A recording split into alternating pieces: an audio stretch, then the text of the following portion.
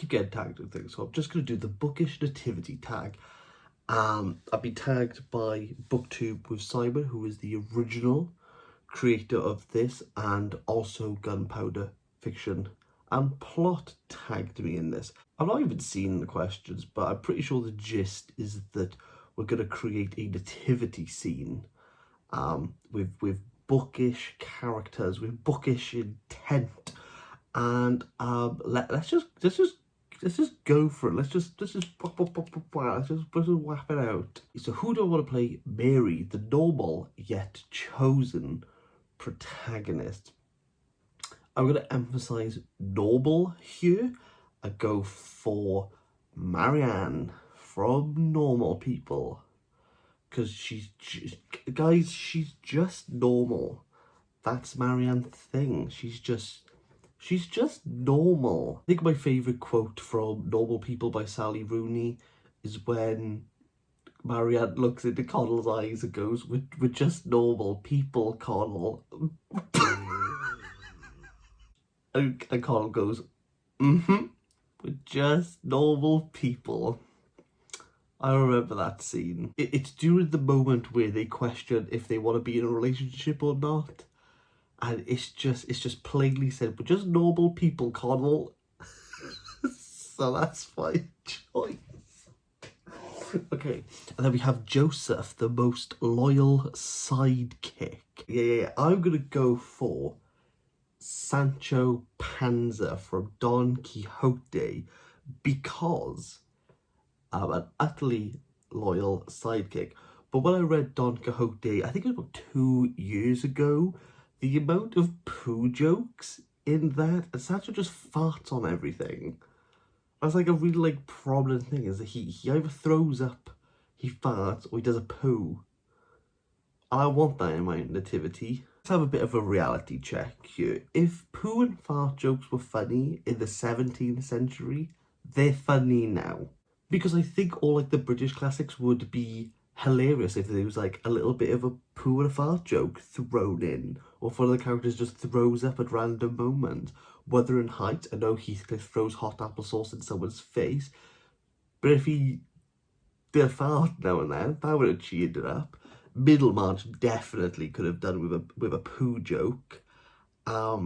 Jane Eyre, I mean, if Bertha came down from the attic and just threw up a bit, that would kind of be like The Exorcist. I've not actually read this particular book, but if Les Mis has a poo or a fart joke, I feel as though we should call it Les Très Bien. You know, something to liven up and give a little spiciness to the French Revolution. And if you want to read this and find out if there's a poo or a fart joke in this, you could join me and Coin Reads. We're doing a read along. I'll put the Discord down below. January through to March, we're reading Les Miserables. Let's find out if there's a poo or fart joke. Okay. Next, we have 3 wise men, 3 characters who give great advice. I mean, I'm going to knock it out in one. The 3 witches in Macbeth, they were pretty right.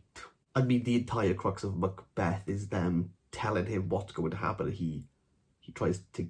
Anyway. Hubble, bubble, toil, and trouble. Here's some gold and some smelly things. Stay in your social bubble for COVID. You know, bring it right up to the 21st century nativity. And then Gabriel, a character who kicks off the plot, then disappears. Is that a thing? I've been racking my head for about 10 minutes. I really can't think, so I'm just going to Google a character who kicks off a plot, then disappears. Let's see what Google says. I mean, the 100-year-old man who climbed up to the window and disappeared. Well, that's not true. I mean, he leaves, but he's all the way through the novel. This is a rubbish list. What else have we got? Gone Girl. On Nick and Amy Dunn's 5th wedding anniversary, Amy vanishes. Police are called. Missing posters are made. Suspicions arise, especially when Amy's diary is found. OMG. I'm going to go for the Archangel Gabriel. Is going to be played by Gone Girl, Amy Dunn. because Google gave me that as an answer. Herod, the most evil character. Be Josie Wales from A Brief History of Seven Killings. He's pretty sadistic. He's tapped. So he, oh gosh, I'll get the book. So this book is about the attempted assassination of Bob Marley. But to say it's about that, that's kind of like the setting. And Bob Marley doesn't really appear in the book. But all you need to know is that the gang who go to kill Bob Marley is headed by Papa Lowe. And Josie Wales is like the second in charge. So Josie Wales really wants to control the streets, control the drugs, control the trafficking of everything. He's really tapped. He's just outright sadistic. Outright sadistic. No, you can go back. Most evil character. I mean, you got the Mark de Sade. They named sadism after the man. What more would you want? So Herod, I want to be played by the Mark de Sade, because 120 Days of Sodom is not something I want to revisit. And then we got the baby Jesus, a central character with surprisingly little page time. So baby Jesus, I want to be played by Moby Dick. I want a huge albino whale brought up from the sea, plonked in a manger in Bethlehem, dressed as the baby Jesus. And I know you want that as well, because I can see it now, and I think it's beautiful. I think it's poetic in a way. I think it's poetic. No one's going to stop me. I will commission, I'm not going to commission that because I'm absolutely skint. Shepherd, a character who seems important, but doesn't do much. I mean, most books that I read have a character who don't really do anything. All of the Goldfinch characters, they can take their turns each night. Yeah, we'll go for Hobie. We'll go for Hobie, who's like the antiques man. He kind of takes Theo in and teaches him the tools of the trade. And he doesn't do much. He just kind of houses Theo Decker for a time. He doesn't do anything. He's just kind of there as the guardian of Theo Decker. Again, apart from Theo and Boris, most of the characters in the Goldfinch are just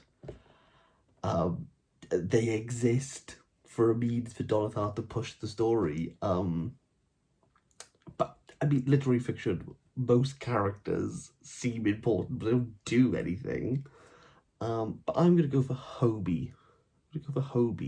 He's a nice soul, Hobie. Like, he feels warm. I feel as though if you smelt him, he'd smell of musk. I'm comforted by musky men. And then the last one, the innkeeper, the character with the most famous line you could think of. I mean, Hamlet's pretty famous. Hamlet's going to be the innkeeper. Do I need to explain who Hamlet is? I don't think I do, because it's Hamlet. And then finally, who do I tag? So I want Toy Reads to do this, Ed from Gagged for Lit, and Bookish Shenanigans, a new channel who I've come across, who I absolutely adore and binged all their videos in like 2 days.